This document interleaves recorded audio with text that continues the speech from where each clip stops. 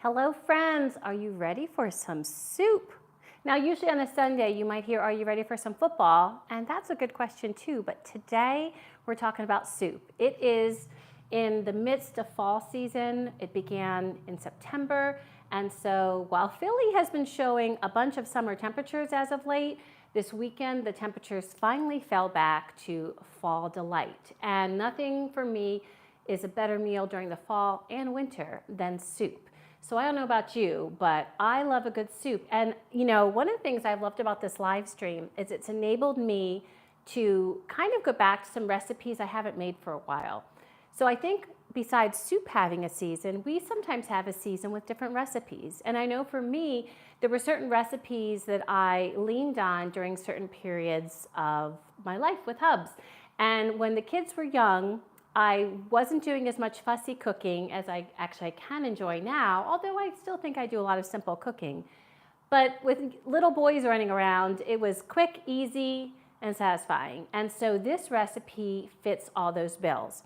So welcome to my live stream. I'm Philly, and I'm excited to share this recipe with you. I was surprised to find out that this recipe I couldn't find online anywhere. Let me show you where I got this recipe. From a magazine. That was where I got most of my recipes back in the day. And this recipe harkens from October, the year 2000. Remember when we thought like the world was going to end because it was Y2K? So this was October of that year. And one of the magazines I used to always get was Better Homes and Gardens. And I liked it for a variety of reasons. But one of the things I also liked were the recipes. And a lot of times I would try different recipes with my young family.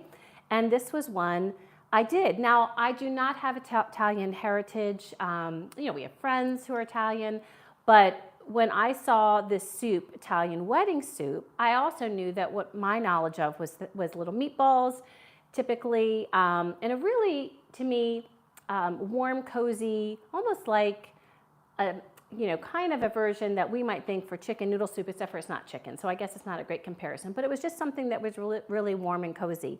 What I loved about this version is it had a couple different options. The first option that struck me was you could use beef or lamb. Well, we love lamb. So if that doesn't float your boat, you can always stick with ground beef with this.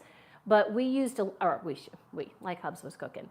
I used lamb the first time and it was amazing. It was so flavorful. It just kind of made the soup shine in a way and made it different from some of the other soups I made. And it gives a big flavor punch. So if you do like lamb, this is a great way to use ground lamb. The other thing that struck me was I didn't have to make meatballs. Now, I'm not opposed to making meatballs, but honestly, again, I was just trying to get dinner on the table fast while running after my active boys, right? So, so there's lots of different flexibility through this, including the greens you use. The greens you use, you could use escarole, curly endive, or spinach, or a bunch, like you could use a couple of them. I did escarole and loved it. I like the texture of escarole and it's a little bit milder, but certainly you could use really any green in here. But escarole is what we kind of did for the first time and preferred. So the recipe is all below. There is no link to go to. I know you probably don't like my links, and just as a side note, the reason I do try to put links for any of the content creators where my recipes are inspired from is also to give them credit. So if you're going to look at that recipe, you are pinging their site. And I know for content creators that have blogs or recipe sites, that helps with their ad dollars and helps them be able to keep doing that. So that's one of the reasons I don't often put the straight recipe down, that I want to bring you back to the original site. But there's none to go. I search and search and search. I thought for sure I'm gonna find this, but alas, could not. So I copied and pasted it down below so you have everything you need, and I'll let you know kind of what we do, what we enjoy, the version we like of this. So don't come at me if this is not what you consider Italian wedding soup. This was just the version that really stuck with us as a family during that point in our lives, and I'm so excited to make it again. So yeah, so that's what we're gonna be doing today. So let's see who's here. DS. Yes, it is one. So DS, these are my fake flowers because I just haven't had a chance to get, we did go to the grocery store, but I didn't have a chance to go inside because we had a busy day on Saturday. So we're just the fake ones. So these are just some of the fakes that I have. I know people like seeing my flowers, like you, my friends, so that's why I put that there. And by the way, if you are watching the stream, please feel free to jump in the chat and just say hello. If you don't feel like chatting, you can say hi and go right back to just watching. Or if you don't want to even say hi, that's totally fine. I still appreciate your viewership. So I have a confession to make, DS. And I don't know about you, and I don't know about you all, you know, what your habits are. But finding this recipe, which was amazing, I could even find it. Again, it's a piece of paper. Do you notice we have 3 holes here? So this is going to let you in on a little Philly secret. And I think I might have talked about this before. I kind of have a little bit of a recipe addiction. I kind of feel like if someone said there's recipes anonymous or recipe hoarders, I might have to sign up for that. And I'm going to show it to you because you might say, oh, Phil, you're exaggerating. I think you're going to see a little side of Phil that you weren't expecting. So I was able to find this going into these binders I used to make back in the day because while we had computers, I wasn't storing my recipes on my computer often. I was often getting them through magazines because that's what we did. I get very few magazines now, and if I have any, it's because they still keep sending them after I have canceled my subscription. So let me show you those binders that I have. One, let me try to move some things out of the way. Let's move our lamb out of the way. 1, 2,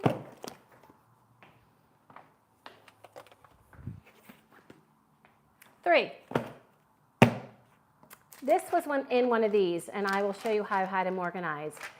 These are full, and what happened was I would be tearing out recipes so often, and sometimes I did print recipes off of the internet because remember that's how we would access them and keep them. So you will see some of those in there too. But then there became a point where I just got lazy because life got busy, and so I would keep tearing, and I just kind of had this pile. So I gotta show you this.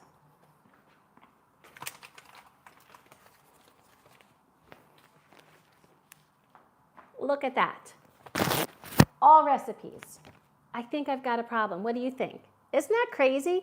And the funniest part is that how in the world would I ever have a chance to make all these? In fact, sometimes I would go through my binders and I would just be like, oh, that doesn't sound good anymore. Oh, I'm not interested in that anymore. And I would actually cull my binders, but I just don't know if y'all realize that. So now I don't do this anymore. I have them in a box because I never know if I want one of those recipes from back then that I haven't made in a while, like this one. And there are a few more of those, but what's the funniest thing to me is now I can only imagine how many are on my computer, saved on Instagram, saved on YouTube, saved in my emails. I actually have a recipe file in my email. I have a file on my computer. I've got files everywhere. So this is all gone to computer, but remember, this is in addition. So I did organize them. I'm feeling very old school. I used little dividers. So I had like side dishes, chicken, beef, pork, lamb, seafood. Let's see what was in this one. This one had breads, desserts, and drinks. In fact, we'll have to look at those. I haven't looked at any of those drinks in probably at least 15 years. And then this is where I found the one for today. We have entrees, salads, soup, stews, appetizers, and breakfast. My word, that is a lot of recipes. So yeah, let me know, do you have this problem too? And you're probably like, why so many, Phil? I have to say that when I would be looking through a cooking magazine or, as you know, I was mentioning Better Homes and Gardens, sometimes in Real Simple they'll have recipes. It brings me great joy to see a recipe that I connect with, that I'm like, oh, that would be good. And I don't want to forget about, so I'm just tear it out. And it just brought me pleasure tearing it out thinking, oh, I've got it now. Like I can go back and find it. Now that pile of recipes, I don't know how I'm finding anything in that because they weren't even organized. But yeah, this is Hub's wife's secret addiction. So now you know. So y'all have to let me know what your addictions are and if you have a recipe addiction like I do. So now that we're done with that, we can put that there. So, hey, you know what? We're real. Let me see who else has joined. Hey, Charles. Oh my goodness. I'm so glad you came.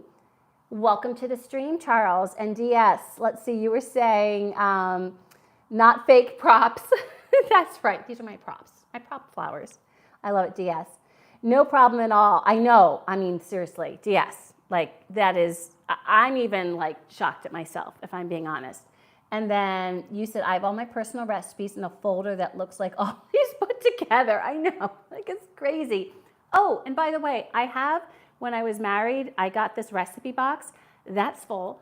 I mean, we have recipes, and I've got tons of cookbooks. I mean, it is a problem.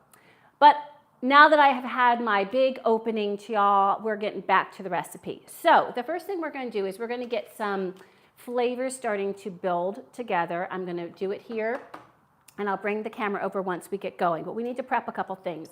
So to start with, we're going to need about a half cup of an onion. We are going to need some garlic. Oh, I forgot to get those out. And we need the fennel. And I think we need, let me just look on my recipe. How much fennel do I need? About 2/3 cups. Let me get that out because I'm always nice to eyeball. You know, I do believe in recipes like this. You don't have to have exact measures, but I always think of my, you know, the Queen Ina, who talks about measurings for a reason. So I haven't made this in a bit, and I want to get, because part of what I love about it is how the flavors just all marry together so well. So I am going to put that there. Also, if I am choosing to use lamb, you could use ground beef. You know, heck, you could use ground turkey if you wanted to. And it would be about 12 ounces. This is 16 ounces, and I actually think I am going to just put 12 in. I could just put it all in to make it a little meatier. I could change my mind right when it comes to dumping. Who knows? But yes, so that's the plan. So let's get this cutting. So we need a half cup of onion and 2/3 cup of fennel.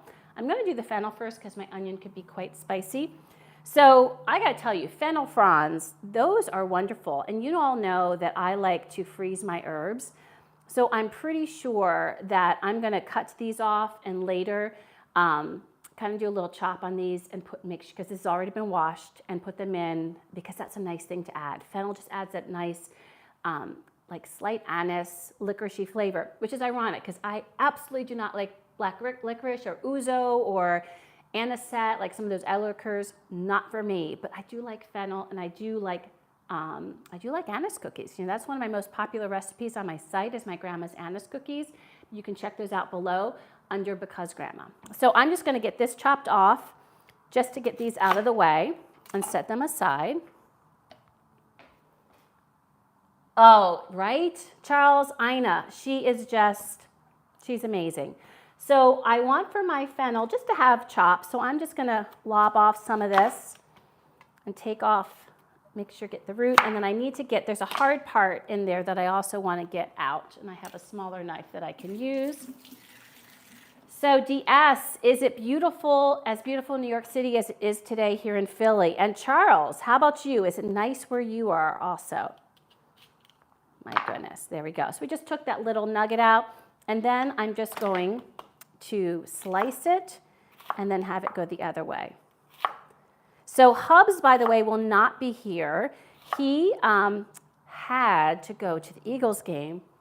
No, he, for business, had to go to the Eagles game, and he is a homebody, so he's a little sad about that, and I know you probably all chuckle, think, is he really sad? But he is. That's just who he is. He likes weekends at home. He is a homebody, and he's definitely a little sad that he has to be there. And plus, you know, we love the Eagles, but the Eagles games, you know, they can be a little bit, what's the word? Salty. No surprise there, right? So yes, while he definitely roots and watches for the Eagles every time from here, he prefers to watch it also from the screen, right? You can see all the plays. You know, also it's for work, so he's going to be chatting with customers, and then he might miss some things. So if you ask him where would he rather be, he'd rather be at home. All right. Oh, I guessed that really well. I didn't even realize that. So yep, that's about 2/3 cup. So we are going to, our fennel is ready. And now I'm going to get a half cup of onion. They say a medium onion. I'm always like medium, small, like what? Who decides that? I would, my knives need to get sharpened. You saw how hard that was to go through? I don't know who figures out you know, saying small, medium, or whatever onion. I prefer if they give the measured amount, because that way you know exactly what they're talking about. Or weights, like what I love when recipes for baking use weights, because then you know exactly what you're giving. So for my onion, I'm going to, again, I don't have the best knife skills, but what I'm going to do is I like to go in between. Oops, that shouldn't have come off, but it did. No worries. And then I go down vertically, and then we can go across, and we have a nice chop and pretty easy. But my onion, ooh, that's a sharp one. Definitely going to have some tears. Holy moly. Oh, it's amazing how some are sharper than others. Holy cow. Oh, yes. Oh. Try to stay away here. Just give it another chop because some pieces end up being a little bit bigger. We're not looking for total uniformity, but we just want to create that surface area that can let those flavors go in. Oh, my word. Okay, we only need a half cup, so I'm going to have some extra that I think I'm going to put on a plate and put a little far out of here to save my eyes. Oh, my goodness. Okay, so let's get a half cup in here. So, Charles, I'm in nearby Delaware, and it's been beautiful, little chilly. So, Charles, you saying that makes me think you're the one on Instagram that we are. Oh my gosh, that I'm connected with, right? Because I know you said you were going to try to hop on. So good to meet you, Charles, in person. I wish it could be the other way around, but at least, oh, it's halfway. That is sharp. I'm going to just put this way over here because goodness gracious. So we have our 2/3 cup fennel. We have a half cup of onion, and I need my garlic. So I think it was 2 cloves.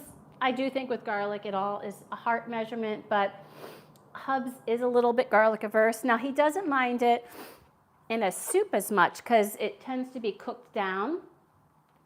But you know, when I'm making a sauce, so I won't pick the biggest ones. Well, maybe I'll pick one big one. One big one, one small one. How about that? That seems fair, right? And then these we're just going to chop. So I'm just going to smash it, peel it, and just give it a quick chop. So DS and Charles, what are you all having for dinner tonight? I know I'm cooking early, and to be honest with you, I'm not really hungry right now. I just decided to cook early for a couple of reasons. One, I have a friend, I don't know if she's going to be able to pop on today, but Poe, who comes on to my live streams, and she's in South Africa. So I thought, you know, having it early would enable people. Oh my goodness, those onions! I gotta throw those peels away. They are smarting my eyes.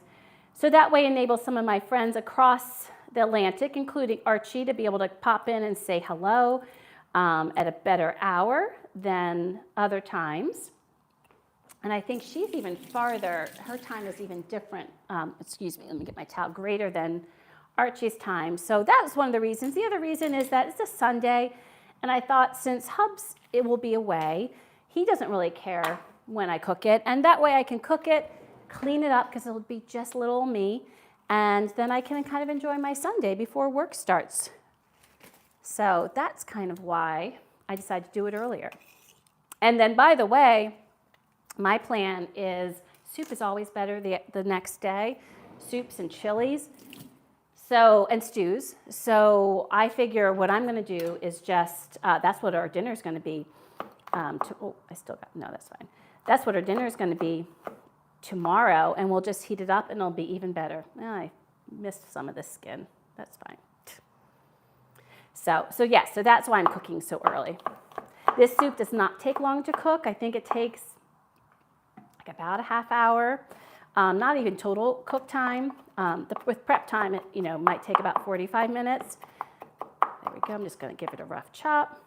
I just don't want too big of pieces because somebody, why is it still smarting? Because not only do I have these, but I have this, just right there. Okay, I'm going to put this right back in the bag that it came in. Oh my gosh, it has been a minute since my eyes have been like that. A little pro tip If you have an onion that is really spicy, fragrant like that, make sure when you do store it in whatever, like if you're just wrapping it back in the bag it came in, make sure to put it face down because that really helps keep your whole drawer from smelling like onion then. And I know that because I have definitely been in that situation. So I'm just giving these a rough chop. And then we're going to get this started in our pot and get these flavors all together. There we go. So let me just grab that. Okay, so I'm going to bring y'all over. And by the way, over here is the escarole. I washed it, so I'm actually going to get it out when we let these flavors come together. I'm going to get it out and get it dried off just a little bit. So let me bring this here, and then I'll bring y'all over in just a minute after we get the escarole dried. So I'm going to get this turned on, and I think I'll just put it on 5. I'm going to get this going. I'm going to put a little bit of olive oil. Let's see. Let me get my other olive oil. I don't need my really good stuff because that's more for dressings, but this will be fine just to get things started. There we go. I don't need too much because even though the lamb is a little bit leaner, the stuff I got, there's still more, just like in beef, there's still a lot of fat. So I'm just going to cut this open and use only 3/4 of it since this is a pound. Again, there'd be nothing wrong with using all of it, and I'm pretty sure that I probably did just use all of it. I'm just worried about this pan size because this pan I can use on my, induction thing right here. And so I'm worried about I'm just thinking of all my stuff. I'm just worried that I'm gonna be overflowing. So I am gonna stick with just using 3/4 of it. And I'm gonna put this on a plate to go back in the fridge. And we can use that for something else. Be great flavor. Okay, so we're gonna go there. So this is not traditional to at least the Italian wedding soups I've seen. And I did do some research on it. And what I found when I did research is that they really believe that the Italian wedding soup, by the way, it wasn't that it was a wedding soup. They think the Italian wedding soup came to be named that because, and I forget the name, because it kind of translated, the soup translated to something that could also mean wedding. So this was a peasant soup. This was a soup that originated in Italy that was a simple, rustic soup. Meatballs were traditional, so this is not traditional, not making the meatballs. But again, for me, I like it because it does simplify things. So if you have a busy home, you don't have a lot of time, I'm going to put the onion in. We're going to let this all kind of brown and cook up together. If you have a lot going on or you just don't have the time to prep, we don't always have time to prep the meatballs. This is great because it doesn't call for that. So it's not that you couldn't make meatballs, but this one does not call for that. And they would use vegetables and meats, and they would usually use leftover meat that they had. So I just thought it was interesting kind of diving into a little bit of the history of the Italian wedding soup. All right, so we're going to let that go a little bit. And put these over. Let me check on the chat. And put this in the fridge. Let's see. Archie, it's 8:22 in Worcestershire. Wonderful. I know, the onion, Charles. That's amazing. It can really bring a man or woman to tears. So Archie, how are you today? How was your weather in Worcestershire? I'd love to know that. So, and by the way, I'm going to bring y'all over to look at what's in our pan in just a second. We just have the fennel, the onion, the garlic, and the lamb, because that's what I'm choosing. Again, the recipe recommends lamb or beef. We like lamb, so that's what we're using. It's nice for something a little different. And I'm going to let that going for about 5 minutes until everything's tender. And if there's too much fat, I'm going to drain that away. And I'll just get a spoon and kind of spoon that away. So we'll keep an eye on it. We don't want a real fatty soup. We just want the flavor, so I will watch that. In the meantime, I do want to get my broth ready. So beef broth is recommended. I like to use better than bouillon. I like the flavors. I feel like they have a rich flavor. So I'm going to be using that. So these are 4 cups. So I need 4 tablespoons. 1, 2, I think it's going to pretty much use up my broth. Yeah, just about. I'll save a little bit because that way I can get more and I have some in a pinch just to flavor something.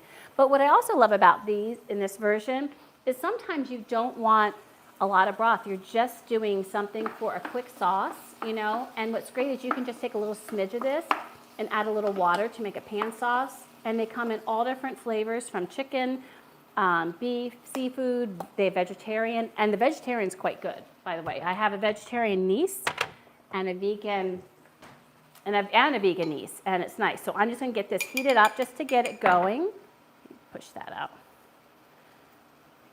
So let's see, did DS and Charles, did you let me know what you guys are eating tonight? Do you know what you're eating? You might not know what you're eating. You might be eating out.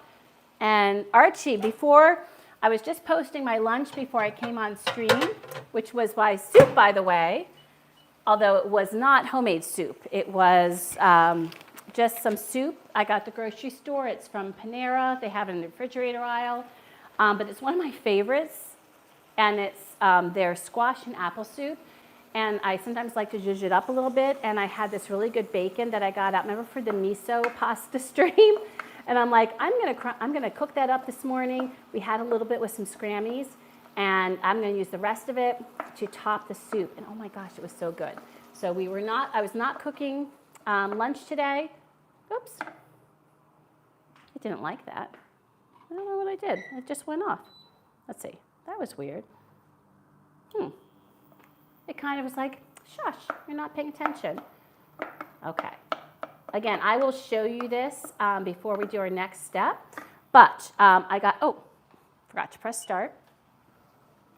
I got our broth going, and let's talk about our escarole. So escarole is considered a bitty, it's a bitty green. This is the one I want to use. It's a bitter green, but what I like about it is I think it's less bitter than a lot of the other ones. And I don't know, I really like it in soups. This one, I love escarole soup, which is another Italian classic. I like escarole in salads. I like it with some other lettuce. Ooh, I kind of got all the water in there. Really like escaroles. So I don't know how y'all feel with escarole. I like sometimes sauteing escarole, again, with a little bit of garlic, maybe a little bit of shallot, and sometimes, I'm trying to think what else I might put in there, like a little chicken broth, and then putting a piece of fish over top of it just to kind of lay in a bed of sauteed escarole. So I really enjoy it. It's definitely a green that I think is very versatile, and I think kids don't like it as badly, or they like it more because it isn't quite, like spinach I love too, but I think kids sometimes spinach can feel, I don't know, it has a certain feel in the mouth. This, to me, has more of a feel of cooked lettuce. And so I feel like with kids, that can come off a little easier. And it does not have a strong taste. So I'm going to just give this a quick shake, get some of the extra water out, some centrifugal force, and then our escarole is ready to be chopped. Okay, so let's take a look at this. This has been going, and the oil isn't too bad, actually. I might just like put a paper towel in there to sop some of it up, but it really is not bad. It is helpful when you get a lean lamb. I'm also going to break up my lamb a little bit. I use this avocado mash that I like using to make guacamole, and as I've shown you all, I use this to making taco meat.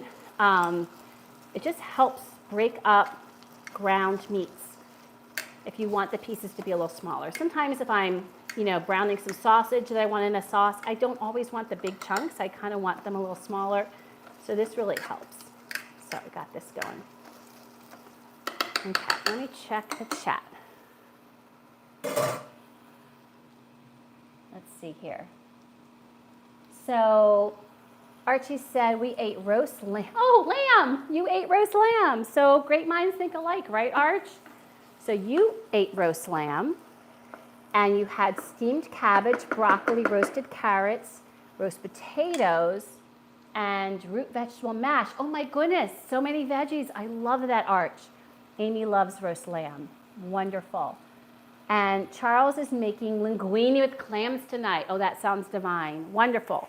So friends, I'm going to reduce this just a little bit. I'm going to bring you all over to see our next steps. So now we'll get a bird's eye view on the cooking. Oops, let me just do this real quick.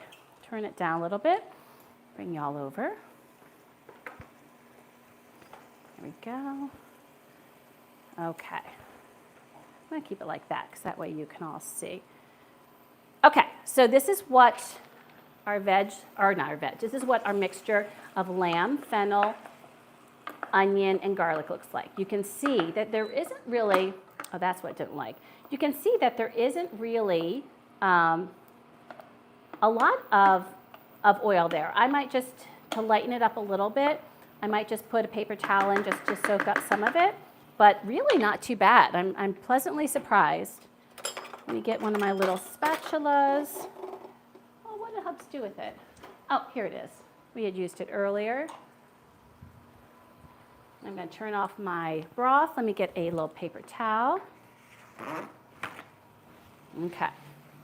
And then what I like to do is just kind of put that in, let that soak up some of that extra fat. And it just helps, and that way you don't have to make sure it congeals in your fridge or whatever. It just makes it easy to dispose of.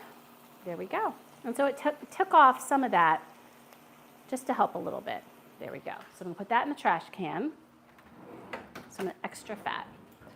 All right, now we're at this stage, and to this we are going to add the broth, which is 4 cups beef broth. We're also going to add some plain water, oregano, bay leaves, and pepper. So let me get the broth first. That I had going. Whoops, get out of the microwave. And I'm going to just give it a little stir. Let's see here. Here's our broth. Because I had the better than bouillon there. Okay, so you can see my broth there. I'm going to get that poured in. Oh, making a mess. I know. You know, so if someone could please make a cup measure that does not spill every time you try to add it to something. Like I feel like that is such a common thing, is there's all of this. Oh, this is going to be tight. Look, this is a typical Philly moment. I should have picked a bigger bowl, but it wouldn't have worked on here. I'm going to get this to boiling, so I'm going to get this ramped up. There we go. Wow. Well, this is going to be a tight pot with this soup here. This will be fun. Oh, I like excitement. I'm also going to give just a quick little wipe. There we go. Excellent. Okay. So we have our 4 cups of broth, and we have our 2 cups of water. Now I just need 1 teaspoon of dried oregano. So let me get that, a teaspoon of dried oregano. There we go. And 2 bay leaves. So I've got my bay leaves. I always like to pick the big ones because then it helps me pick them out and not forget them. There's a nice big one, and there's a nice big one. I always worry about picking the little ones. I have no offense to them, but it's just like they are hard to find sometimes. Okay, now we're just going to give this a little stir. We're going to bring this to a boil. Oh my goodness. This is going to be, I think I can take the lid off because this pot isn't going anywhere. And my big old hand is showing. I'm going to figure out another way to stir. So we also need some cracked black pepper, about a 1/4 teaspoon.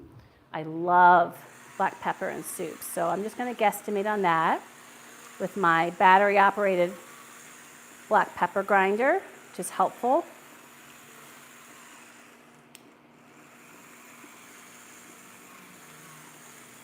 There we go. You can tell my battery's getting a little low. All right, that works. And then the other thing I'm going to do that I always like to add to soups that they don't say is whenever I use Parmigiano-Reggiano or Pecorino Romano, I always save my rinds because those are great for sauces and soups and stews to give flavor. So this is one from Parmigiano-Reggiano, so I'm going to put that in there too because it just helps give it some good flavor. Okay, I'm going to switch my hands. There we go. Okay. So now we're going to let this come up to a boil, and then we are going to cover it and let it simmer for 10 minutes, all right? So this is where all the flavor is happening. So as soon as it comes up to a boil, I'm going to reduce the temperature, cover, and simmer it. Now, I will say I don't feel like mine has a great simmer, so we will see how that works. We are not going to be, wait, when do we add the escarole? I'm just realizing. 1 second. Huh. They don't say, that's hysterical. They don't actually say when to add the escarole unless I'm just looking through it all again. No. At the end, we're going to be, putting in the orzo to cook. But I just realized, I think I always put it in. Oh no, okay, I'm sorry. Apparently I can't read. So I also don't have my glasses on, so you all know how I am without my glasses. So we will add the escarole at the end. I was trying to remember that. And part of the reason of adding it to the end is you want the escarole just tender. Like we don't want it to be overcooked. And escarole can get overcooked just like any of the greens can be overcooked. So that will be on the end after the orzo is cooked, and that will cook up quite quick. So what we're going to do is over here, so you can see, is I'm going to get our escarole chopped so it'll be ready to go. Sometimes, do you all feel sometimes like you think you're looking at something and then you just don't see it? I don't know. I don't know, friends. Okay, so let me get some good ones. Let's see here. Because I'm going to save these lighter, so I'm just going to show you this real quick. So these lighter ones, see this lighter escarole here? These are great for salads. So I'm going to look for the darker leafy ones. That'll be great for our soup. It's not that the other ones won't be great for soup, but I feel like the lighter ones are a little bit, they're even a little bit more sweet, and they are great for salads. And as I mentioned, I love escarole in an Italian style salad. So this is almost to boiling, and then we can put our lid on and get it simmered, and we'll get this escarole chopped. Let's see here. And we're going to want, in our escarole, we are going to want about, let me see how much they recommend. 4 cups. Yeah, okay, about 4 cups. So I don't even know if I need that. I'll do this and see how much that is.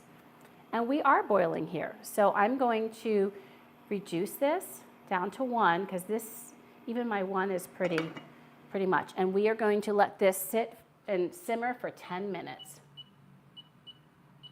Okay. So while it's simmering, it's not very fun to look at, so I'm going to bring y'all back. So let's turn this around here. And I just realized I have, look at this, friends. You know what that is? Right there? That is some lamb that I flicked out when I was cooking. Oh my gosh. Can't take me anywhere. Okay, there we go. We get that lamb and toss that. If Shelby was here, poor Shelby, I wouldn't even known that went off. She would have been to it right away. She was skilled at doing that. I'm going to move this a little bit out of the way so you can see what I'm doing. There we go. It is nice having this little cooktop. It kind of creates flexibility in my live streams. So what we're going to do here then is just get this chopped. We're looking for about 4 cups. I just take it across, and that is what I do. That's how I chop it. And I don't go all the way down. I personally like the one where the ribs are more, but I'm maybe not going all the way down to it. Okay, I like escarole in this, so I might do 2 more of the greenest. Yeah, I'm going to do 2 more. There we go. And our escarole is all ready. In the meantime, what we can do is let's get our Parmigiano-Reggiano ready also. So one of the things it says in the recipe is it says to actually cut these little wedges and just put them in the bowl and pour the soup over. Now, we did do that the very first time, because you know me, I'm a rule follower. When I make a recipe the first time, I follow all the rules. But what I found was it was good, like it was a treat. Don't get me wrong, it was a treat eating that piece of Parmigiano-Reggiano. But I also felt like I prefer to have my cheese kind of sprinkled throughout the soup, so I'm getting that flavor throughout the soup. So we did that the first time, and after that, we just shredded the cheese and then sprinkled on top, to our heart's content. So you do you, but that's what I'm gonna do today. And Archie said, oh, you have a bay tree in your garden. Oh, I am jealous. Is it easy or hard to take care of? So is it one of those plants that needs a lot of attention, or is it pretty much, as long as it's watered and gets the appropriate sun, it's good to go? I'd love to know that, Archie. And Charles, yes, those cheese rinds. I mean, I never, ever get rid of them. I have a bunch that are in there, which just means I'm not cooking enough, because I need to get those in sauces or stews or soups. And then Archie, oh, and I don't know if you all have been seeing on social media, but now people are taking the cheese rinds, they're washing them just to make sure that, you know, there's on the outside, and then they are microwaving them. I have not done that yet, because I haven't done like one of those test out streams in a while, but I might just do that as a short, just to test it out and see how it turns out, because I'm fascinated with it, because again, seeing as I can't keep up, like I don't make enough soups and stews to like use all my rinds, I might just have to try that and see if it's a tasty little snack like they say. And Archie says, east to dry, but fresh. It is great. East to dry. Is it maybe the, oh, Charles was saying, I'd love to use a fresh bay leaf like that. You were talking about that as it being east to dry, easy to dry in brown paper. So that's what I'm hearing you say, Archie. So you can just dry them in brown paper, but fresh is great. And also I'm seeing a lot more on cooking shows them using fresh bay leaves. I think dried is always fine, but I never used to see that before. And Archie says if it's a light leaf, then it's at the end, like spinach. Yes, agreed. And then easy, okay. That's what I thought you meant, Arch. And yes, Charles, I agree. I've not come across the fresh bay leaf, but I think that would be wonderful. And Archie said, been there for 19 years since we arrived, just a little maintenance. That's good to know. I love that. So y'all haven't told me what you, Archie told us what they ate, which was the lamb roast, but DS and Charles, what are y'all eating tonight? I would love to know that. So I'm gonna, while you're all thinking and typing, I'm going to, oh, you did say Charles, see? This is the age I'm at. You said clams linguine. Apologize. So DS, but you might have gone off DS. But DS, if you're still with us, would love to know what you're having for dinner tonight. Wonderful. Okay, so let's get this Parmigiano-Reggiano. So you can absolutely get a domestic Parmesan. I know there's a cost difference. I do personally wait. It always goes on sale at my grocery store, and I always make sure I buy a little extra when it goes on sale because it does keep so well. So, I mean, in my opinion, there's nothing like it. The flavor, the texture, it's just different. So, but I get it, because I think when I made this recipe all those years ago, I don't know if I used Parmigiano-Reggiano because I wasn't working and we were on a pretty tight budget, raising 2 kids with 1 salary. We had to forgo a lot of things to make it work, and I just did it until, you know, I think they were in grade school is when I went back to work. So I get it, people. I totally get it. So this should be plenty of cheese. Love it. And Hubs isn't here, so I feel like I've got to, in his honor, I've got to get off a little section of it, because that's what he would ask for. It's a little nibble. Nothing like a nibble. So good. I mean, it's just, love it.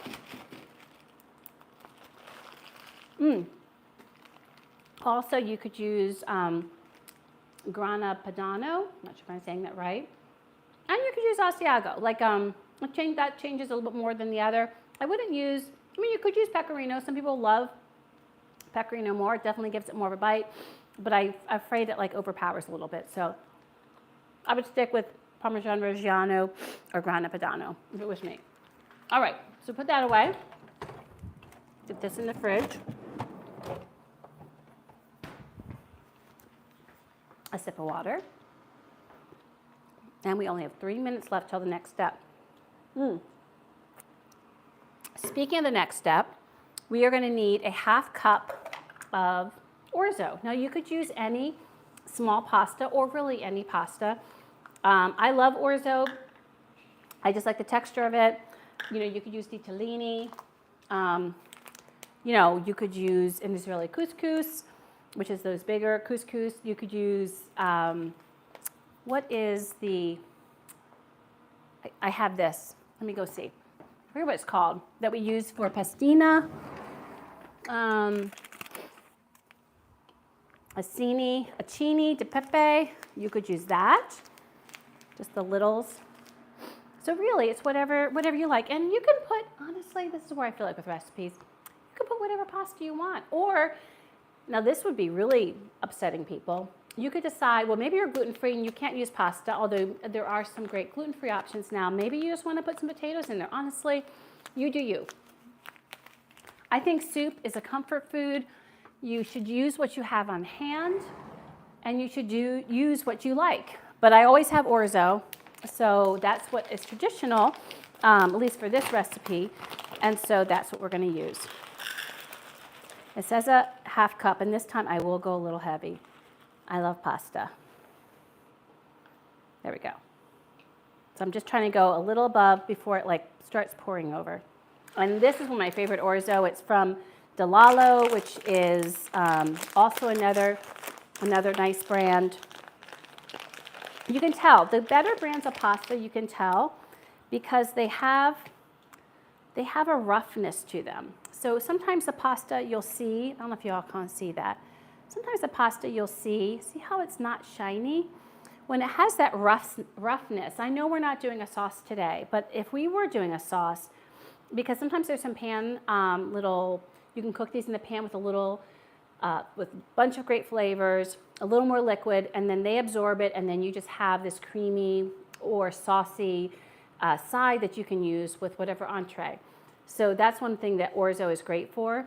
But part of what makes it good when it is from a decent brand is it just has like a roughness to it that helps it with sauce. Now this is a soup, so this is not gonna be clinging to any kind of sauce, but it just will have a better bite too. So I always, again, back in the day when I was probably buying domestic Parmesan, I bought what was on sale. I think for my purposes, Barilla was kind of the most affordable. That was decent, but you know, now I get DiCecco and Rumo, Delalo. I get some other ones that have been really good brands. Oh, and then Severino, which is a local place that makes fabulous pasta. All right, so let me put this over here. We don't need our knives anymore. Get those out of the way. And we're almost, yep, I thought it's about time for the timer to go off. So let me bring you over. And let's go see what's happening. I'm going to bring you actually right here. There you go. Can kind of bring you this way. Let's see. Woo, nice. So that's been simmering. Oopsie. Yeah, very nice. Okay. So it says now to remove the bay leaves.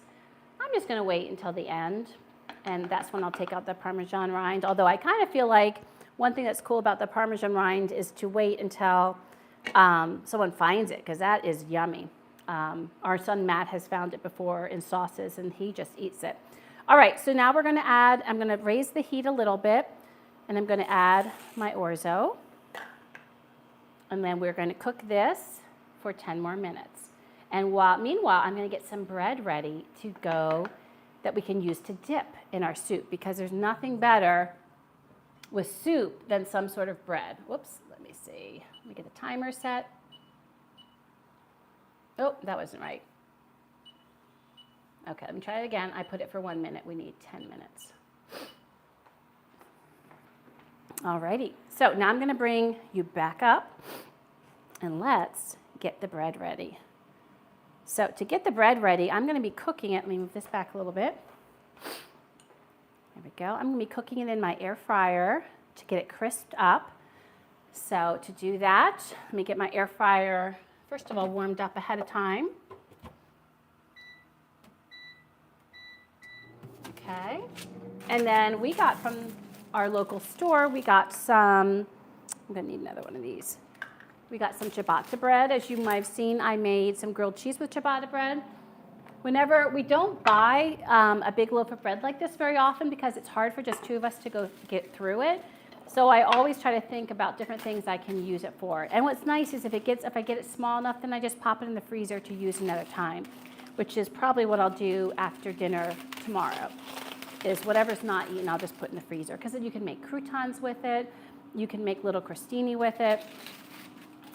Okay. So these I'd already cut extra when I was doing the grilled cheese. And actually, I'm not going to make any extra than this because this is all I'm going to have. No, I'll do one extra. Just because I'll probably want one more. Because I'm going to do Hubs fresh when we have it again tomorrow night. So I'm just going to do a few, but you would do as many as you wanted. Just give it a slice. You could use any bread with this. But I think when you have those holes, I love that because it lets air go through. That's to get a little crispier there. And then all we're going to do to this is I'm just going to spray both sides with olive oil.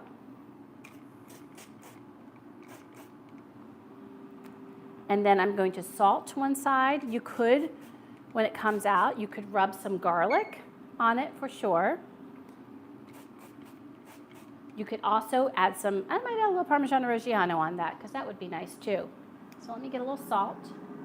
I'm going to use my fleur de sel because I feel like a finishing salt is good for that. Just putting a little bit of salt, a little bit there. And then we'll add a little bit of Parmigiano-Reggiano once it gets heated up.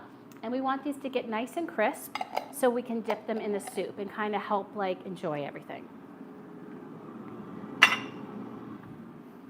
All right, so I'm going to bring my basket over. So my air fryer basket, you could also do this in the oven. There we go. I'm going to lay these down in my basket, and I am going to add a little bit of Parmesan cheese on top, because why not, right? As Ina would say, how bad could that be? There we go, just a little bit, just to get all of it flavored. And then I'm going to put this in. I'm probably going to, instead of doing it at 400 where it's going to get really brown, I'm actually going to do it at 375 and just keep an eye on it because I don't want to burn it. I do want it to crisp. I do want to make it almost like to the edge of a crouton. I want it to be crispy and then just give at the end in the middle. But you do it to your liking as well. So I'm going to change this and add it to, I'll keep it 370 because mine doesn't do 375. I'm going to change the time to 10 minutes. I don't think it'll take 10 minutes. I'm going to have shake in 5 minutes so I can check on it in 5 minutes. So that's good to go. Alrighty, so we have this going. Let me just get this white. Actually, I can just put that over there until later. I can put my escarole away. Our soup is bubbling away. You can see it right there. I don't think it needs to be that high. I can turn that down a little. Our orzo is cooking. I do want to give a little taste just to see how it's doing so far. Let me get a little, it's going to be screaming hot. It smells really good. Oh. I'm telling you, part of what makes, in my opinion, the soup so good is the lamb. Again, the beef would be delicious, but the lamb just adds like a boost of flavor that I totally recommend. So let's get this my salad bagged up so I can use this lettuce this week. It's all cleaned and ready to go. And you can see we're going to be ready in basically 5 minutes. So not too long. So I'm going to put this escarole back in. So what do you guys think of escarole? Do you use it much? And if you use it, what are your favorite ways to use it? A classic escarole soup is delicious as well.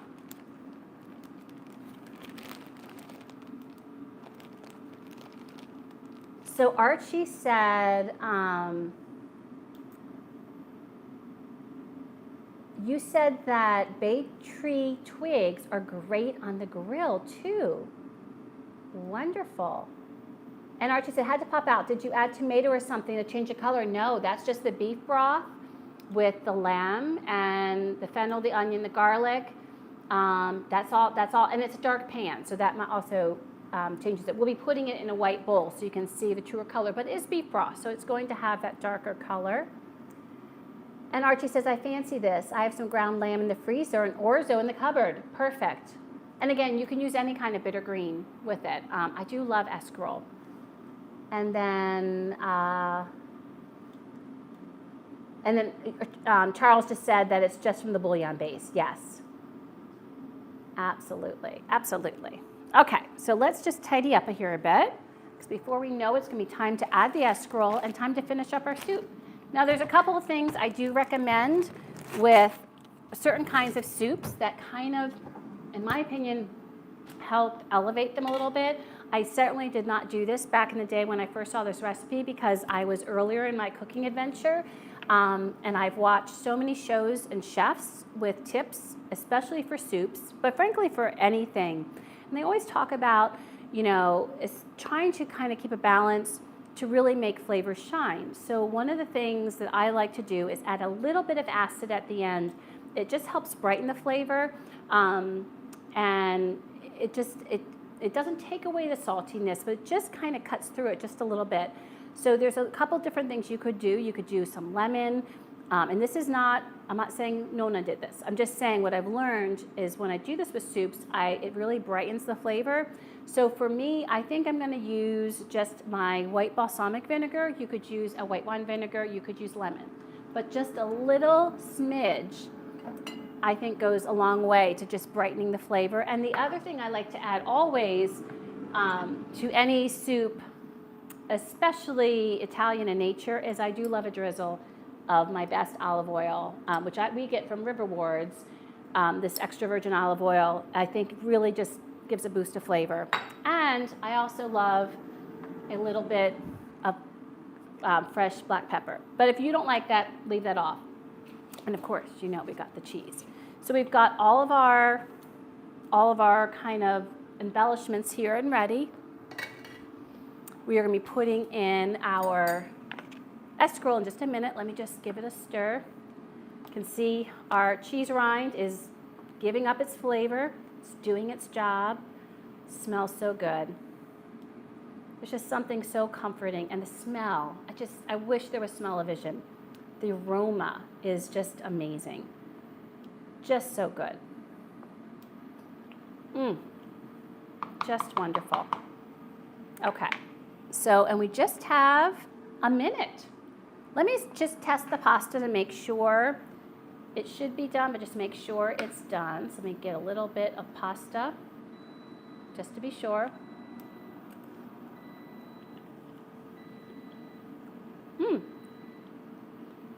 It's a little crunchy.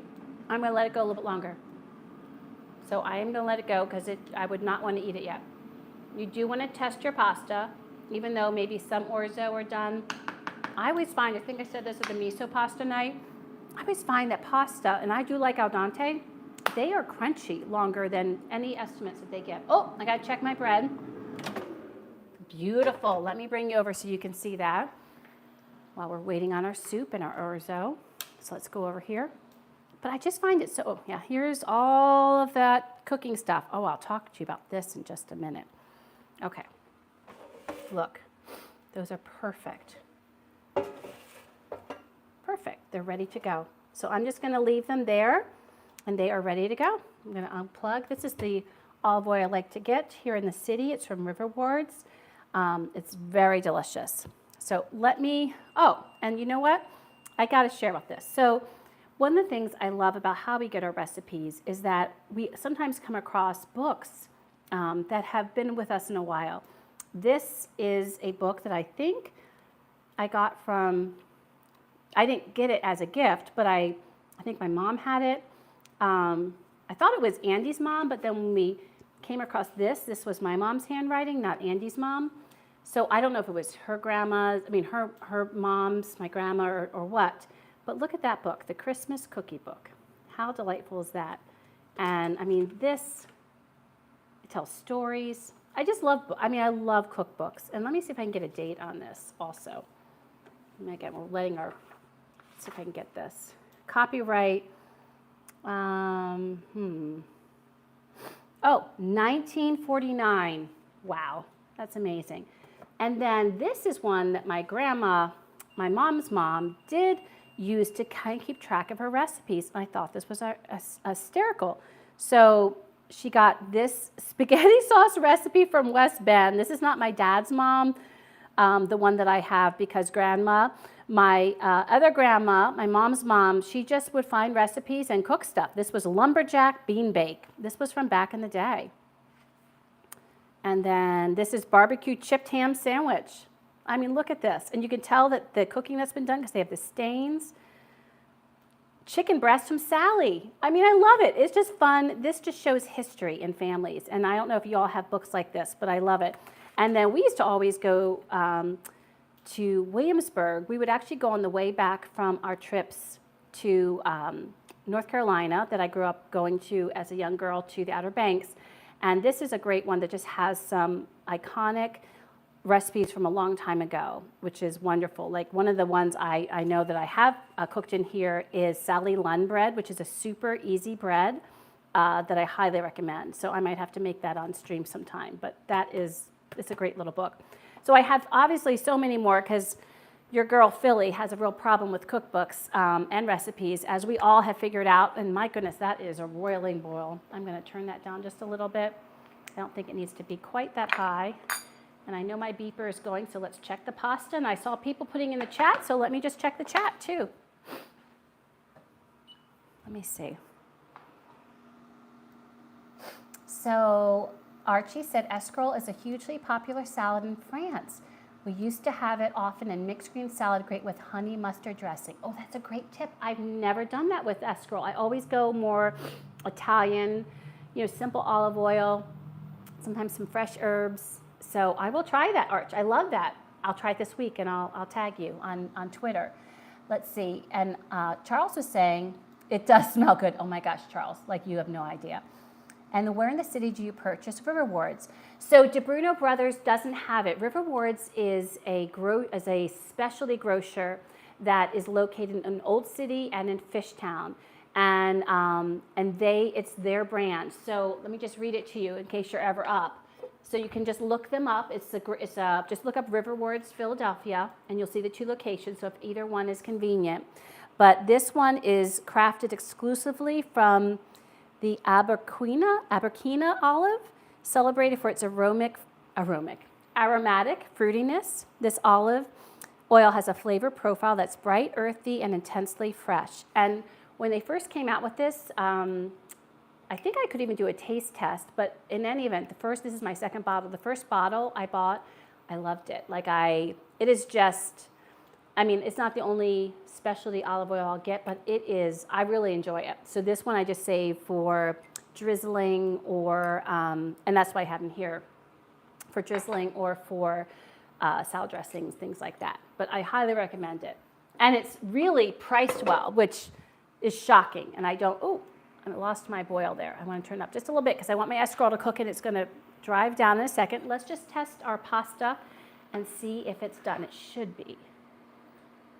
Well, this is screaming hot, so I don't want to burn myself.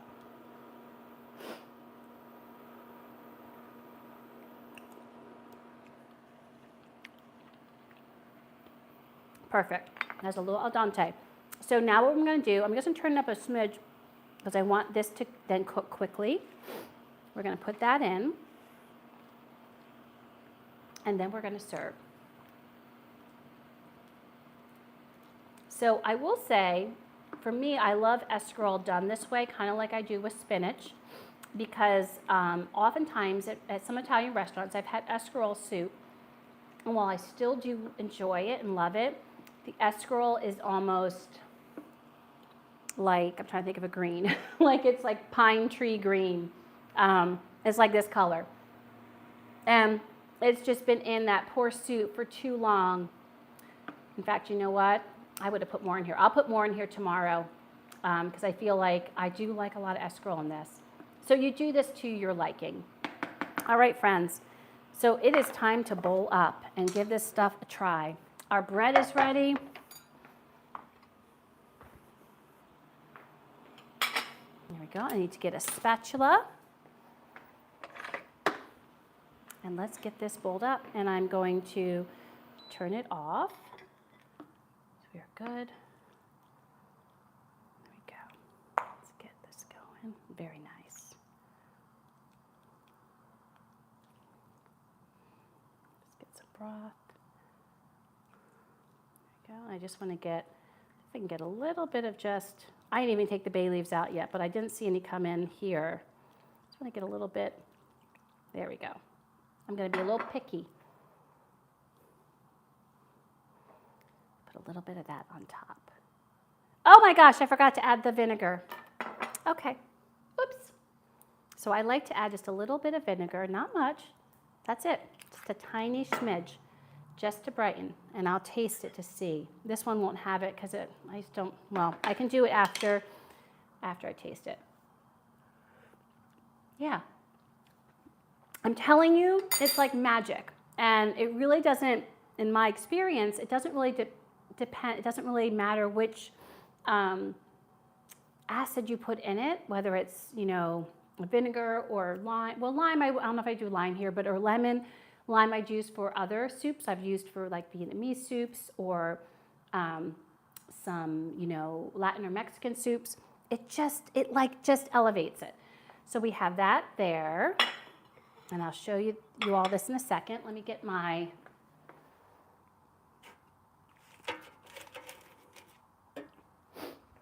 little toast. There we go, my little toast there. I'm going to do a drizzle of olive oil, can't hurt, a little bit of black pepper, and a nice sprinkle of Parmigiano-Reggiano, because why not? All right, let me show this to you in better light, friends. There you are, first of all. You can see. Now let's get you to where it's a little bit better light. Let me see if I don't drop the camera. So let's bring this where you can see it.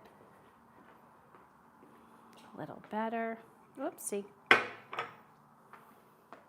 you go.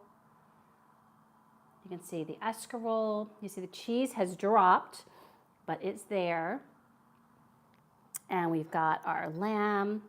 Just deliciousness. Just yumminess. Okay, let's give this a taste. Here we go. Get you back on. Let me put this here. Hopefully this won't fall off. There we go. Whoopsie. Splashing around. All right. I'm going to put just a smidge of my balsamic in here. Just a smidge. Stir it up. There we go. It's not going to taste vinegary. It just brightens it. It cuts through the salt. And it makes you taste things better. So first I just want to dip and dunk.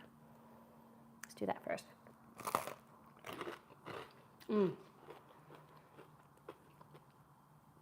It was 5 minutes at 370 in an air fryer. So that would be like maybe 400 for 5 minutes if you did it in the oven without convection. So it's just great. It just gives right in the middle, but it's crunchy on the outside. I think you probably heard that. So that is delightful. Now let's take a taste. I want to get some beef. Lamb. Let's put that in there. Don't mind my fingers. And I want to get some the orzo, some escarole, all the good stuff. and it's hot.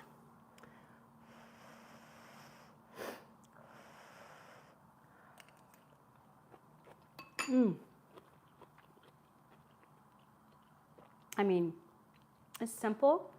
The flavors all come through. This will even be better tomorrow, as all soups are. This, I'm gonna enjoy this tonight, and tomorrow it's gonna be even better. So I just, you know, again, I am not opposed to making meatballs. Not all of us have the time to do so. And to me, it's just a more rustic version of a favorite. Try the lamb. It's just a neat way of ramping up the flavor. I don't know where this originated. Like, again, this was in Better Homes and Garden in the year 2000, but this is really good. So nice. Oh my goodness. Charles, Archie, DS, and anybody else watching, thank you so much for coming to this stream. It was delightful. Try the soup. Let me know what you think. And again, you can adjust it to the ingredients that you like. I'm just realizing I have to go look and see what's next on my brand new schedule for November. So let me go take a peek right now while I've got you on. Luckily, I have it posted on Twitter and on Instagram. Oh, you are in for a treat. So next weekend, Sunday at 12, you're having lunch in the kitchen with Philly and Hubs this time. We are making another iconic Philly sandwich, the roast pork, the Philly roast pork sandwich. Now, full disclaimer, we do not have a deli slicer here, so we are going to be cooking some pork, desperately trying to keep it moist and slicing as thin as I can, but I cannot compete with Denick's, which is my favorite place to get roast pork in the city. I know there's lots of other good places, but my personal favorite is Denick's. And we are going to do it with broccoli rabe and provolone, aged provolone, so sharp provolone, and it is going to be divine. So if you want to see another Philly sandwich, please come here next weekend, Sunday at 12 p.m. And until we eat again, friends, bye. Have a great week. Bye, guys.